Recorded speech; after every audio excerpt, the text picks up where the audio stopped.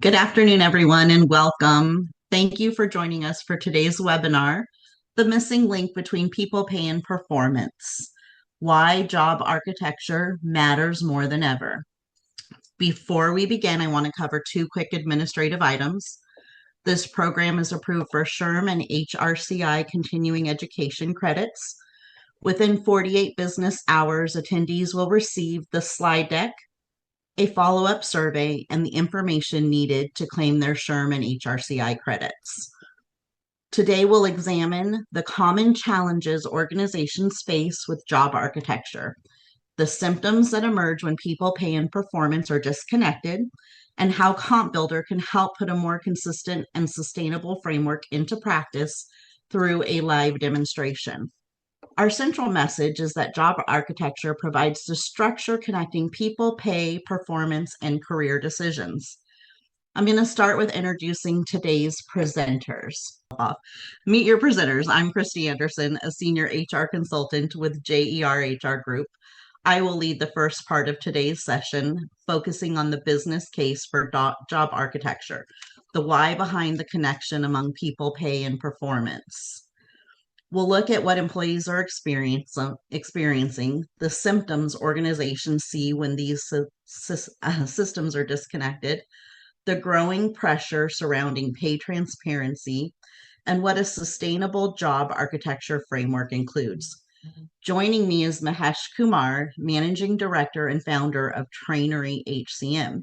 He'll lead the second part of the program and demonstrate Comp Builder. He'll show how the framework we discussed can be translated from a concept or spreadsheet into a working governed system. My portion will establish the business problem and framework, and his will demonstrate how that framework can be put into practice. Let's begin with a case for job architecture.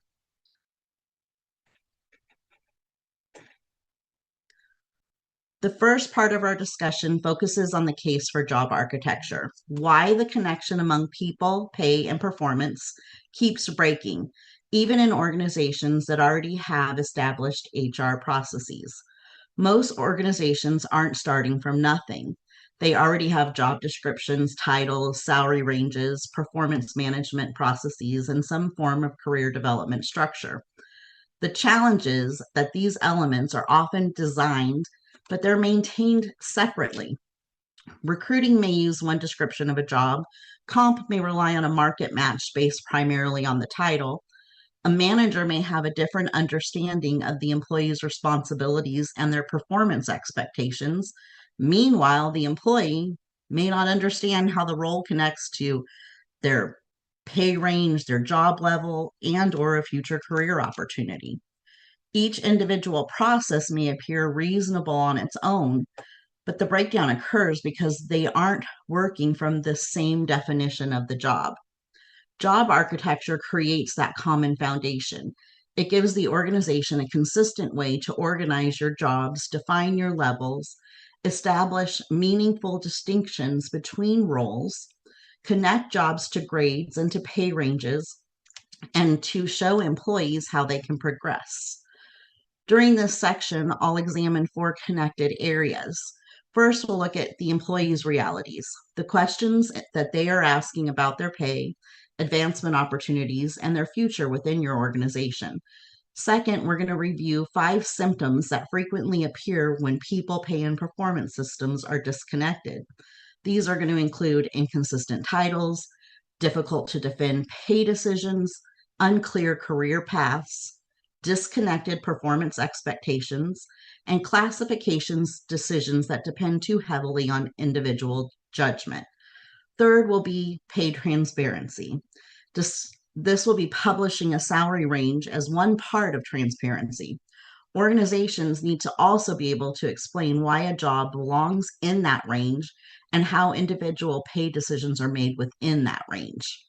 Finally, we'll define what a real job architecture framework includes. It's more than a title list, a compensation study, or a career growth spreadsheet. It is a governed structure connecting job families, levels, roles, grades, pay ranges, and decision-making processes.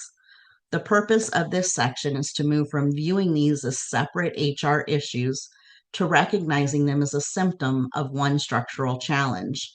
Before we explore these areas, let's see where your organization stands today.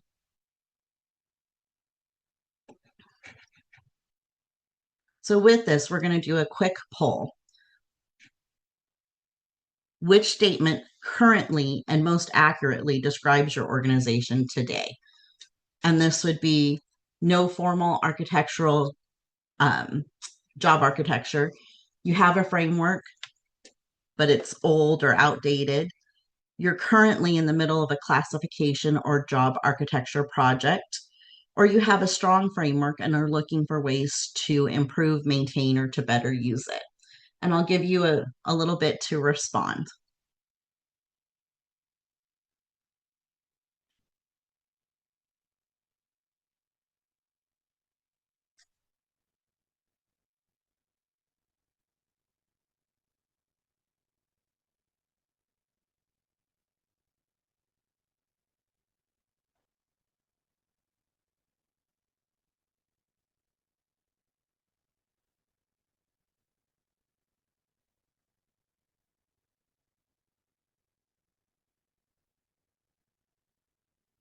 So the results come back as 17 out of 62 or 27% have a framework, but it's old or not actively maintained. 35% you have a strong framework, but you're looking to improve it. So if you have a framework and it's already strong, the next question is whether it is actively connected to compensation, performance, mobility, and the system where your decisions are made.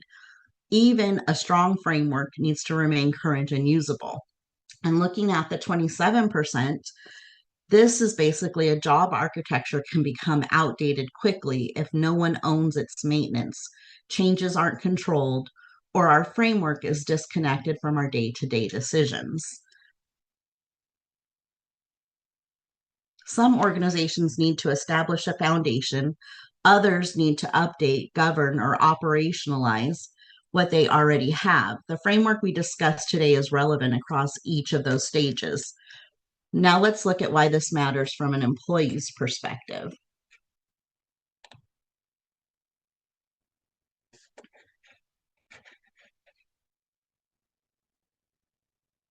Employees experience the effects of a disconnected system through three very practical questions. The first, why am I paid what I'm paid? Employees aren't only asking for a salary number, they want to understand the logic behind that number. They may compare their pay with a colleague's pay and ask why two people who appear to have the same role are paid differently. There may be legitimate reasons, such as experience, performance, geographic considerations, specialized capabilities, or differences in actual scope.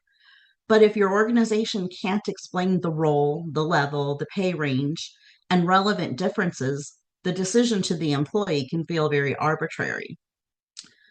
The second question is, what do I need to get promoted? Work hard, demonstrate value. Well, that's not a career path. Employees need to understand what changes from one level to another. Is it greater decision authority, more complex work, broader organizational impact, leadership responsibility, deeper expertise? Without clearly differentiated levels, advancement can appear to depend more on manager preference or favoritism or timing than on consistent expectations. The third question is there a future for me here? Employees need to see possible career paths. Those paths don't always have to lead into people management. They may include deeper professional expertise, broader scope, movement across related job families, or advancement through a defined individual contributor track. Sometimes we call this that job enrichment within a role. The figures shown on the slide reference the importance of visible career paths and understandable pay practices. The larger point is that employees are asking for transparency, not simply disclosure of a number, but clarity about how jobs, pay, and advancement fit together. When an organization cannot answer those questions consistently, recognizable symptoms begin to appear. Let's find out what each of these symptoms are most visible within your organizations. And we're going to do that with our next poll, the 5 symptoms of a broken people, pay, and performance. We've already discussed the questions employees are asking. Now we want to understand which symptom is most visible from your organization.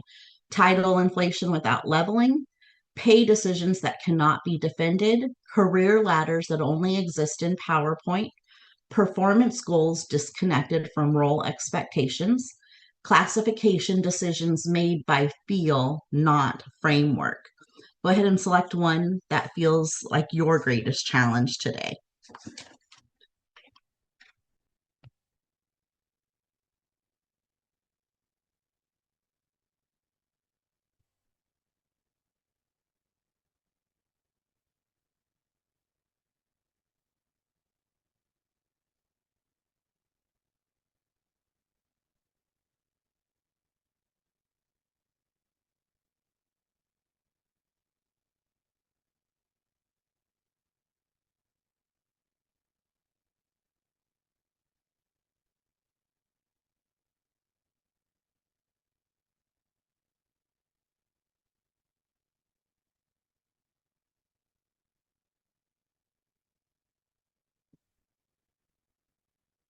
All right, we have 2 that come in at 30%. Number 1, title inflation without leveling. And 4, performance goals disconnected from role expectations. So if you're experiencing title inflation without leveling, your organization may have employees with titles such as senior, lead, director, but no common definition of what those titles represent. Titles are sometimes used maybe as rewards, retention tools, or substitutes for compensation. And over time, it causes them to lose their meaning. The issue isn't the title itself, it becomes the absence of consistent level definitions. A job architecture framework establishes what changes from one level to another based on factors like complexity, decision authority, expertise, leadership responsibility, scope, and org impact. Standardizing titles without defining levels may temporarily clean up your title list, but the inconsistency will eventually return. And then if we look at 4, and I'm scrolling to my notes on this, performance goals being disconnected from role expectations. What we're seeing here are the primary symptom managers may be defining success differently for employees who perform comparable work. One manager may evaluate task completion, while another may focus totally on business outcomes, and a third might expect responsibilities that aren't reflected in an employee's job or their job level. So that job enrichment possibility. Job architecture doesn't replace performance management, but it gives performance management a stable foundation. It establishes the expected scope, complexity, contribution, decision authority, and what is associated with that job and that level. Individual goals may vary, but the underlying expectations should be consistent enough to make performance discussions fair, understandable, and aligned with the work that's being performed.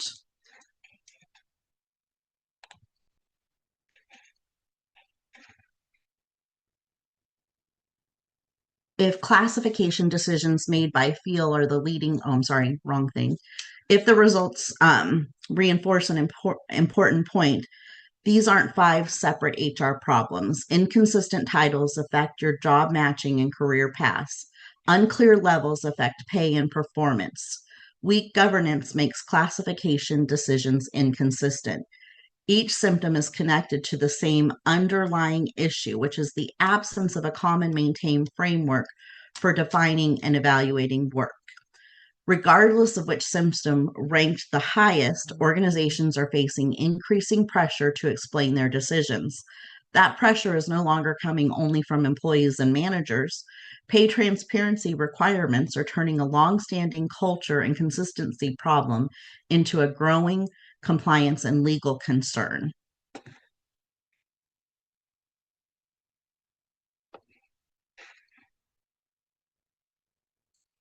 Pay transparency laws turn this from a culture problem into a legal problem. It's basically changing the level of scrutiny organizations face. This slide highlights the growing use of pay range disclosure requirements and the potential penalties associated with non-compliance. Specific requirements vary by jurisdiction, so organizations must understand the laws that apply to their locations and workforce. But the central issue extends beyond publishing a salary range. A published range doesn't by itself explain why a job belongs in that range, why one employee is positioned at one point in the range, or why two employees who appear to perform similar work are paid differently. Pay ranges alone won't protect your organization if your structure behind them is inconsistent or can't be explained. The bottom line is important. Pay ranges are meaningful only with that job architecture. And it will establish how jobs are grouped, how your levels are differentiated, how grades and pay ranges are connected, and how your decisions are reviewed over time. Without it, transparency may make inconsistencies more visible without giving the organization a defensible way to explain them. For example, posting a broad range may satisfy a disclosure requirement, but candidates and employees may still ask why someone enters near the minimum, midpoint, or upper portion of that range. The organization needs consistent criteria for answering that question, and they should connect to the job's level and the organization's compensation practices, not simply to what an individual manager negotiated or an employee negotiated. So, pay transparency is not only about displaying your pay information, but it also creates pressure for organizations to explain the structure and decision making logic behind that information. Organizations often recognize this problem and invest considerable effort trying to solve it. The challenge is that some common solutions address a symptom without correcting the underlying cause.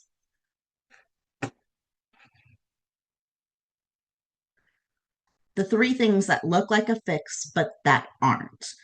This slide identifies three approaches that may look like solutions but often fail because the work is completed in the wrong sequence. The first false fix is title standardization without leveling.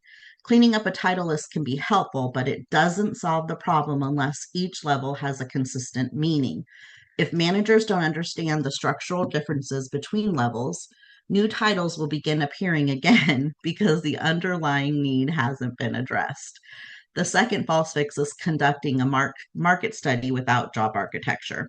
Market data is valuable, but the organization must be able to match its internal jobs to the correct external benchmarks. If internal titles are inconsistent and levels are undefined, the organization may compare fundamentally different jobs simply because their titles sound similar.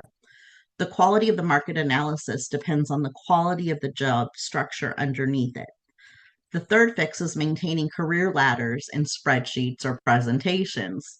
A spreadsheet may work initially. The challenge comes when someone is promoted, a grade changes, a new job family is introduced, or different versions of the file begin circulating. That never happens.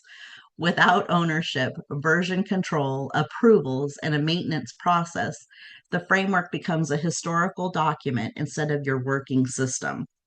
These approaches aren't necessarily failures of effort, but possibly that failure of sequencing. The organization is trying to solve downstream problems, titles, market pricing, or career paths before establishing and governing the upstream structure. That structure, again, is job architecture. And job architecture is our single source of truth for what roles exist, what they require, and what they pay. This slide shows the layers of a complete job architecture framework. Layer one is job families and subfamilies. Jobs are grouped according to their common work purpose, not simply according to the department where an employee happens to sit. This makes it possible to compare related work across different parts of the organization. Layer two is levels and grades with structured differentiators. That framework defines what makes one level different from another using measurable dimensions.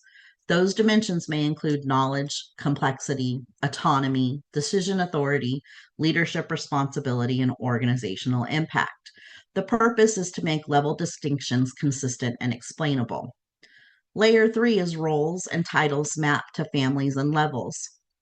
Every governed job should have a defined place within the architecture. Titles then communicate that placement rather than functioning as independent labels selected at a time. Layer 4 is pay bands aligned with grades. Your grade structure connects jobs with internally equitable and market informed pay ranges. It provides a more consistent basis for hiring, promotions, adjustments, and other compensation decisions than your individual ad hoc offers. Layer 5 is governance. This includes version control, approval authority, and a defined reclassification process. Governance is what keeps the architecture current as the organization and its work change. Without governance, even a well designed framework will gradually become outdated. Together, the layers create the single source of truth described in the title: what roles exist, what they require, where they belong, and then how finally they connect to pay. At this point, it's helpful to distinguish job architecture from a job description because the two are closely connected, but they do different work.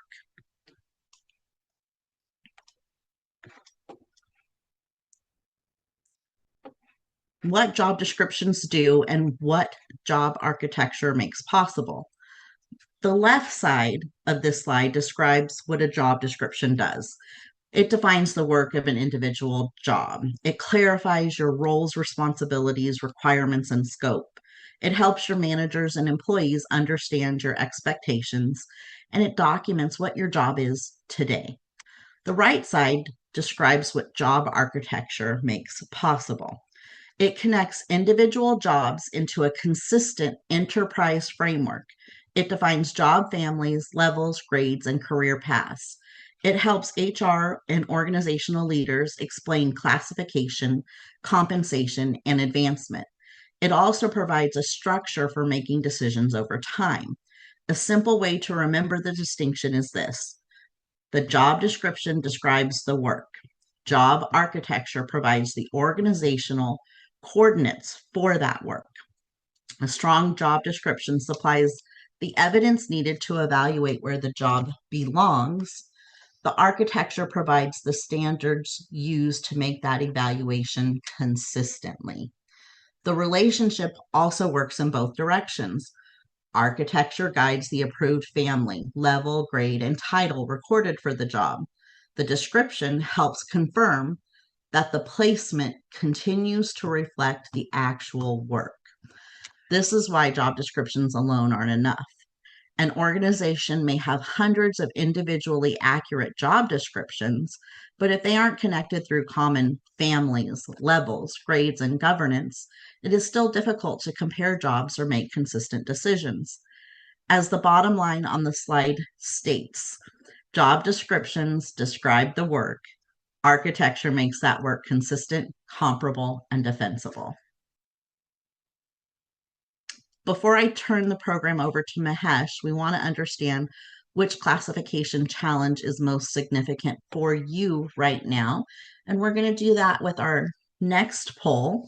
So if you'll take a few minutes or a few seconds to respond here, that would be great. We have too many inconsistent job titles. Pay decisions are hard to defend. We have employees who don't understand what they need to do to advance. Our framework exists, but it isn't connected to HRIS or our pay system. We are about to start a job architecture project and don't know where to begin.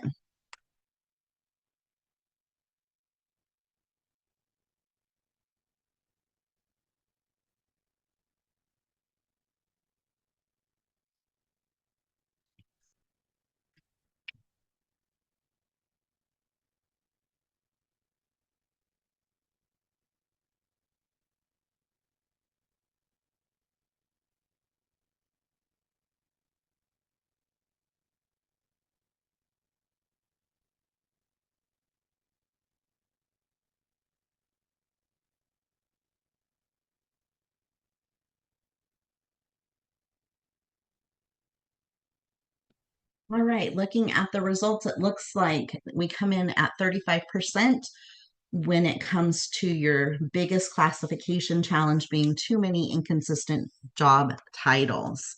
So, with this, the organization will need to have common job families, have clearly differentiated levels, and governance that prevents title inconsistency from returning if this is what's showing up.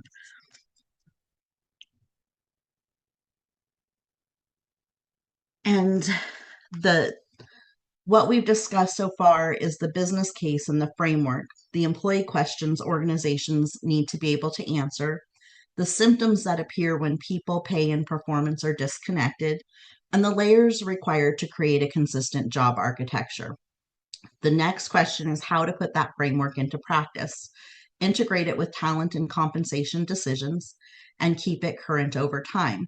This is where I will turn this over to Mahesh Kumar, and he'll take us into comp builder portion of the session and demonstrate how an organization can move from disconnected documents and spreadsheets to a working system that supports job structures, levels, compensation, and ongoing governance. I'll turn it over to you, Mahesh. Thank you. Thank you, Christy. Good afternoon, everyone. My name is Mahesh Kumar. I am the product manager for Comp Builder. Can everyone hear me? Is everything okay? I can hear you. Okay, very good. Thank you. First and foremost, thank you for being here. I know you guys are all busy. For you to spend an hour with us to walk through job architecture, it's a big deal. First and foremost, thank you for you being here. What we want to do is to take the theoretical aspect that Christy talked about and see how functionally we are trying to solve that problem. So what I will do is I will turn off the camera so that I don't mess up the internet speed. And then, Christy, can you walk through the slides when I tell you to so that I can then start the screen share when it's ready? Absolutely. Okay, thank you. So let me turn off the camera. All right. We listened to Christy walk through the importance of job architecture and some of the key aspects of building an architecture framework. That's a great theory, right? So I have heard similar topics and similar conversations many times before. So what we are trying to do is to how do we take that theoretical aspect and convert that into a practice and show how an organization can build the architecture from ground up. That is one of the key principles behind job architecture. So we built the platform around practical steps an organization would need to take. So let me give you some background on how this whole job architecture functionality came about. It actually came about from our consulting work. You can see JER HR Group does around 150 to 200 projects each year on the compensation aspect of it, job evaluation, benchmarking, and so on and so forth. We have anecdotal data points as to clients needing a solution because we talk to clients all the time and we have learned over a period of time and we have some idea of things that we could do to help clients get this organized. When I started off this exercise a year and a half back, I did not use the word job architecture. I thought it is a structure tool because I did not know job architecture as a word. That's because I'm not a practitioner. I came from understanding, or at least trying to understand the client's problem and seeing how we could provide a solution. So we have seen a common challenge across many of the organizations we worked with. Organizations fall in the spectrum of cohesiveness from extremely good to needing a lot of support in their processes. So at the same time, I can tell, looking at what Comp Builder is, not too many of our clients in the consulting space have had a strong job architecture. So some had job groups, some had function, families, subfamilies, but cohesiveness was missing. Most of the time, it was in their different spreadsheet and so on and so forth. So what we tried to do was to build a solution and see how we can give it to clients to solve the business problem. So what did we do? Uh, so 2 months back, we made a deliberate decision to make the core basic job architecture functionality for all our trainery clients. Christy, if you could move to the next slide, please. Yep. So if this is the reason why we started thinking more and more, it's a right thing for us to offer this to our clients. We started thinking job architecture beyond just the compensation function and more into a foundation on which many parts of the HR functions can be done. So what we decided to do was we will offer this basic functionality to all our clients so they can actually build their architecture step by step. So at the center of this is a job architecture. So you look at it as a common language or a common framework. Within CompBuilder, we can establish core components, right? That's job families, levels, grade, pay structure, and all that. But the real value comes to our clients from the foundation we have established. We started building skills and talent and other aspects of compensation management more and more and more. We started realizing job architecture can be the foundation. So looking at this from a functional standpoint, we decided that we want to offer the basic job architecture function to all our clients. So that is our business model. That's also because we have realized there is a problem that we are trying to solve, and we wanted to see how we can get there. So as you can see, this connection extends into various aspects of other parts of the organization, into career pathing and internal mobility. An employee can begin to understand, where am I today, where am I going next, and all this stuff, right? Similarly, on the learning and succession plan, we have those modules. So we started building in a way that will help not only the management, but also the organization. Of course, the talent acquisition goes without saying. That's an important component, and so is performance management and workflow planning. So CompBuilder helps you build and govern the structure. The other modules for a trainer HCM can take that architecture, put it to work across the employee lifecycle. That is how we framed this design, and I always believe we are work in progress. We are getting better every month, but we are in a good spot right now, and we intend to be in a much better spot a couple of months from now. So we want the job architecture to be a repository and a single source of truth for jobs across the organization. And as we look at this, we look at the architecture, we say, okay, how do we get there? So Christy, can you turn to the next slide, please? Right. So this is not a poll question. This is something we have built, and you can take this. You can. We were going to send the slides to you all. You can look at the maturity check and see where you are. So it gives you some idea of where you are, what you need to do, and how you can go about in this. So with that, if I can share my screen. Let's talk about the job group first, right? The job group, we are trying to build the job architecture from ground up. So one of the things we are trying to do is to define the job group. Job group is a kind of a parent from which comes the job family, subfamily, and of course the job group. A job group represents set of jobs. So let me click on one of them.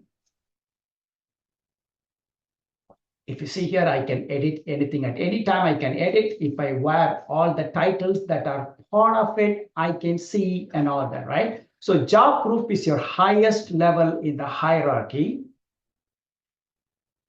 One of the key attributes is you don't have to have a fixed architecture. This has been our core strength. We want to make sure that your architecture should fit your organization. So we don't need to use the same architecture. You can work with your organization structure, your framework, and your employee structure and organization structure. Now, you can obviously see the details in the interest of time. Let me go faster. So you can see all the job families that are part of it. You can see some of them are not there. That's because we deliberately don't want to add it, and then we will add as time goes on and show how your job group can be populated over time. So let's go to the job family next. You can see here, 3 job families have job group and no job group. We deliberately have kept like this to show how, if you want to build a hierarchy, if it, for any reason it is not there, you can actually look at it and you can fix the problems in it. So you can build a group to a job family, and if there is any problem, you can fix it. The job family brings jobs that perform similar type of work. So a typical job family can be, say, let's say job group is a technology. Job family can be inside the technology as software engineering or a product management or a quality assurance or data analytics, any one of those roles that are part of a technology. So how do I define this? Job group gives us the organizational classification. Family gives us a specific type of job function that's being performed. Obviously, inside this, you can create as many, you can edit and you can change whatever you want to change. At any time you want to create a subfamily, you can create a subfamily, right? So a subfamily is something that if you have a big list of titles, you want to group them, you can. So your technology might say, software development. Inside the software development might have mobile development and web development and so on and so forth. And engineering, transportation, any industry you see, you can have sub-levels. And that's the idea behind subfamilies. And so that is the job family. And the next one is the job code. What's the job code? Job code is a logical framework where you know the group, you know the family, and you know the subfamily. It's an important block in the job architecture. It gives you a unique identity within the organization. So let's say the titles can change over time, and it can be moved into different departments and so on. A job code structure gives us a stable framework. Bureau of Labor actually has set of job codes that they put together and they distribute free for the entire country to use. So BLS considers this as an important attribute. So the BLS job code doesn't change, right? So that's fixed. And you may have a different variations to it, but the code doesn't change. And that is how you can have a job code. And you can have a framework for the job code, a naming convention, and so on and so forth. But at the end of the day, you can build the job code the way you want it, and you can add titles to it. So that's how you connect the groups to a family to a job code. The next part is levels and grades. These are dummy data, so bear with me on this one. This is now where architecture is connecting to the type of work and the progression of work for an employee. So we have been organizing job based on what kind of work people perform, right? So right now, what we are talking about is how do jobs progress within the organization. So we are now connecting these two framework together.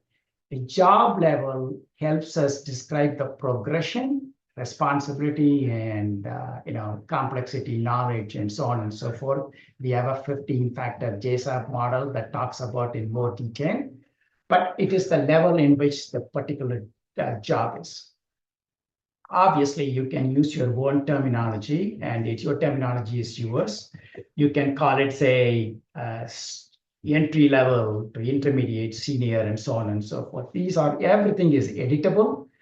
I can call it whatever I want to call it, and the name is whatever I say, right? Inside this, I can set up the career streams to which these levels can be connected, and also all the grades that are part of this level. So when you click on at this level, you connect the levels to the grades and to the career streams, and you can actually build the framework from your employee's career path standpoint. A level generally tells us where the job sits. A grade provides actually a job value to the organization. So there are two different flavors to it. So coming back here, I can actually manage the levels, and I can actually build the grades. The next step is building the grade, right? So in the grade building, you can build grades either by salary or by the job evaluation scores. We have a strong job evaluation methodology. Many of our clients use JSAP as their grading, but that is not a realistic expectation that everyone will use it, right? This is an AI sitting here. So you can actually have the job grade now connected to it based on the salary structure. Once you have the grade structure, we are now connected between the job architecture and the compensation. You can see you can now connect the grades to the levels, to the job families and titles, and now everything is getting connected slowly but surely. That is the idea behind this.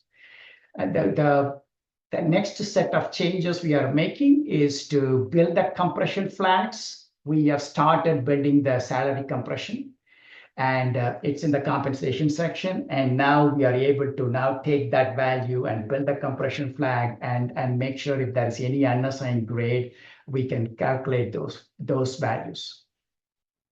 So what is this trying to answer? Now we are actually getting to a point we are trying to answer what work does this person perform?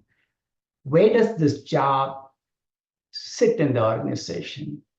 Now, the next question we're going to answer is, how can someone progress from this job to the next opportunity, right? So that is the career stream. And so with that career stream, you can actually look at and say, okay, how many career streams are in the organization? So you can build as many career streams as you want. And each career streams can be a stepping stone for the employees to the next career path or next level that they want to move to. So generally, organizations have treated career progression as a simple concept. You want to eventually become a manager if you want to progress, right? So if you look at the technical industry, software industry, that is not the case. Individual contributors do progress in their career. So you want to build a career stream for every level. So this could be called, for example, individual contributors. This could be mid-management. It could be senior management. So it kind of tells you in different ways employees can progress inside the company.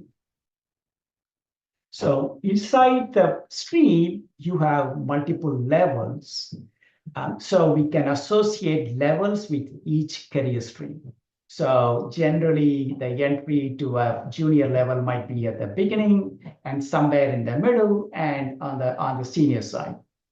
Obviously, this is going to look very different if it's an organization with multiple career streams, multiple career choices, and all that. So that's going to be the case. So that's going to be how you can manage your career streams. So why is this important? Imagine I have an individual who's performing excellent.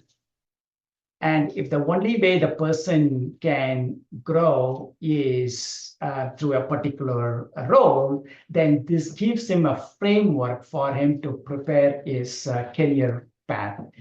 As you can see, career path for us is somewhere here. We have moved it to a talent management function, but it is all connected. The transition rules at the bottom defines how any title can move from one level to another level. Now, career stream is connected to the next level and the rest of the architecture.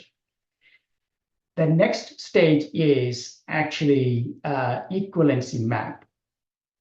What do we mean by that?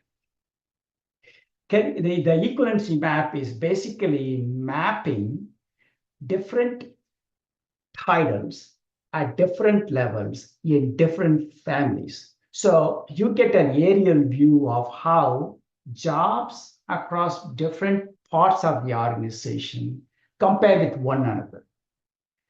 This is what we call the equivalency map. So for any job family, you can see at the level, you can see at different levels, and for each level, you can see all the titles at different families that are connected. So this is how the framework can be established, and it can be seen from an aerial view standpoint. You can manage it, you can look at it, and you can actually want to make changes, you can, and that's the idea behind this high-level picture. Now we can see where our job sits across families. We are trying to solve another problem. Obviously, organizations can have inconsistent titles for jobs at comparable level. One department might call someone a director, another a manager, and another a senior manager. So you could have this discrepancy. So to bring the discrepancy to the awareness part of it is what we have as a grade title matrix. Now we have a grade title matrix. So far, what we have shown is the individual building blocks of job architecture. We have been connecting it slowly. We created the job group, family, subfamily. We created the levels, grades, and career streams. Eventually, we need to bring all these individual components together. And that is what the grade title matrix is performing. Why does the matrix matter? Irrespective of number of titles you have, it gives you some basic answers to the questions you can ask. Where does this job belong? How are the jobs related? You see unassigned, that's because what it indicates to you is there are subfamilies that are not assigned to these titles. You do have titles, but they are not assigned. It gives you information as to how to fix it. So we wanted to deliberately keep this unassigned so we can walk you through as to how you can start, how you can get to a point where you want to be over a period of time. So from the architecture to governance, right, that Christy talked about, once you have the relationship established, now you have the framework as how the matrix is evolving. You can go and fix the gaps, issues, and take it to the next level. So you can say, okay, how does this title work? Where does it belong? What are the issues, and how do we fix it? So this is where the architecture finally comes together. What you're seeing is we are no longer managing an individual job title. We are establishing the relationship between jobs and structure and compensation and grades and everything in one place. And we know what, so I think some folks have responded, yes, we have an architecture. The question we want to ask is, how am I maintaining it? So there's always going to be an issue, right? So it's going to be changes, there's going to be mergers. What if your company or organization acquires another company with, say, 200, 300 titles? So it's very much possible, right? So what we thought of was, okay, how do we get to a point where we help the organizations to get to the next level? So that's where we built the smart onboarding, where in the smart onboarding, um, we try to get to a point where you can take what you have. You have good structure, not so good structure. You may have job titles, you may not have job titles.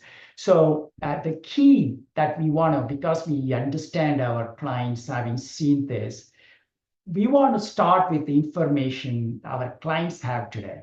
If you have what you have, and that is the starting point, Combuilder AI will actually import anything you want to import. The whole piece is a AI-driven process, and it will actually build the architecture for you step by step by step.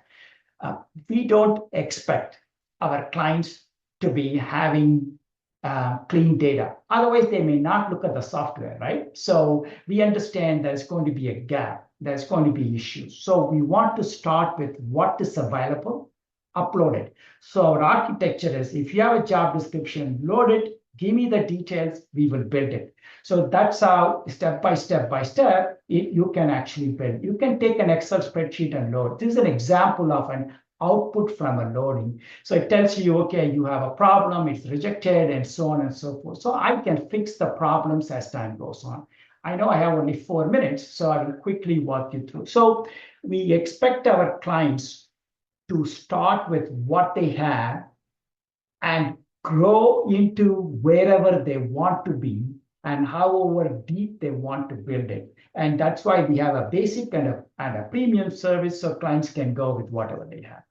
And the last piece is the settings. So if you have more than one country or one attribute, you can have multiple layers of your architecture depending on your requirement. So this is something we are building for a multinational client, and our goal is to make sure that we can support multiple continents, countries, and attributes, currency, and different same title with different attributes and so on and so forth. And that is something we have built for our international clients. So I know I had a very short 20-minute framework. This is not a product demo. I just wanted to walk through how we are building it together.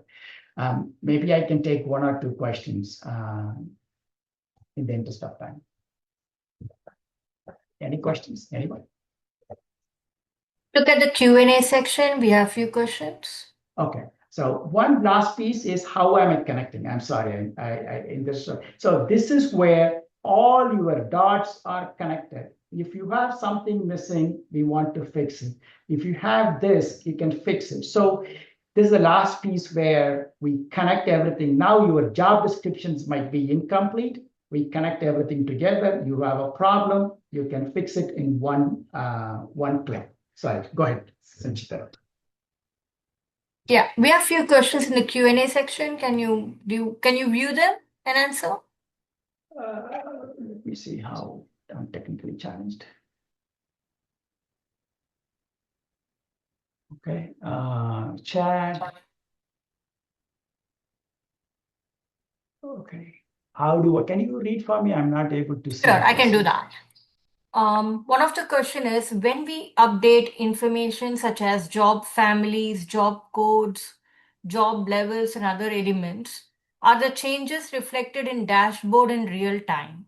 Yes. Okay, that's good. And there's one more part of it.